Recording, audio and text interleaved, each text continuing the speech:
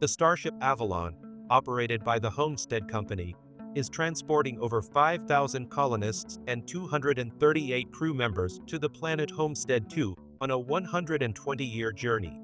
Due to Earth's environmental collapse, these passengers are in hibernation pods. However, as the ship navigates through a dense asteroid field, its energy shield is overwhelmed by space debris, causing a malfunction. This results in the premature awakening of mechanical engineer Jim Preston, 90 years ahead of schedule. The passengers on the Avalon were meant to awaken just 4 months before reaching Homestead 2. However, Jim Preston realizes after a day that he is the only one awake, and that he woke up 90 years too early. The ship's functions are controlled by ID badges, and Jim's low-level badge restricts his access to many areas, including the bridge, and even limits his food options based on seniority. Messages to Earth would take 19 years to arrive, with a response taking another 36 years. Unable to return to hibernation, Jim finds the engineering manual for the pods and attempts to fix his, but fails. He also tries to break into the fortified bridge door without success.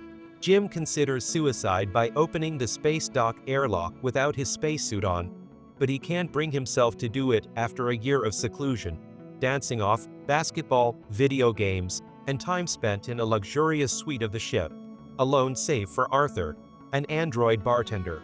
He happens to spot Jennifer Lawrence's stunning Aurora Lane in her pod one day. She is a writer with a light-hearted disposition, as seen by her video profile. Jim awakens Aurora and claims her pod malfunctioned similarly to his, after debating with Arthur the propriety of manually reviving her for companionship. As Jim describes everything he has done to improve his circumstances, Aurora discovers he has been awake for more than a year. Aurora is devastated by the prospect of aging and dying before reaching Homestead 2, and, like Jim, unsuccessfully tries to re-enter hibernation. She eventually accepts her fate and starts writing a book about her experiences. As she and Jim spend time together, doing activities like playing video games, dancing, and going on space excursions, they grow closer and become lovers. Aurora, a gold-class passenger, enjoys amenities and better food options that Jim never had, such as premium coffee and access to a swimming pool. A year later, the two become enamored with each other. Jim unintentionally gives Arthur permission to tell Aurora the truth, just as he is about to pop the question. She is so upset that she is berating, avoiding, and even hitting Jim. The ship's faults continue to steadily worsen during this time. They are hardly noticed at first, but one day Aurora loses her sense of gravity and becomes stuck in the swimming pool, narrowly avoiding death when gravity is restored in time. But shortly after, Gus, a chief deck officer, is awakened by another pod malfunction. The trio gains entry to the ship's bridge, which Jim attempted, but was unable, to breach, using Gus's personnel code. They find several cascade failures in all of the ship's systems, but the cause is not disclosed by the computer.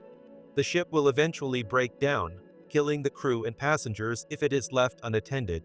When Gus examines all 3 pods to determine the cause of their malfunction, he discovers that Jim woke up Aurora. However, Aurora continues to accuse Jim of robbing her of her life, saying it is equivalent to murder.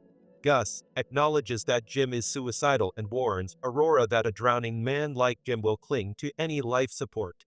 Even though he does not approve of Jim's behavior, Gus is given a few hours to live after being diagnosed with pansystemic necrosis, progressive organ failure, by the ship's computerized medical suite, the Autodoc, after he becomes seriously ill.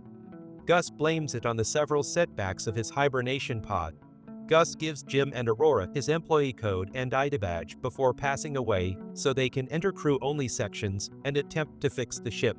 Jim and Aurora discover hull fractures from the collision with the asteroid 2 years prior.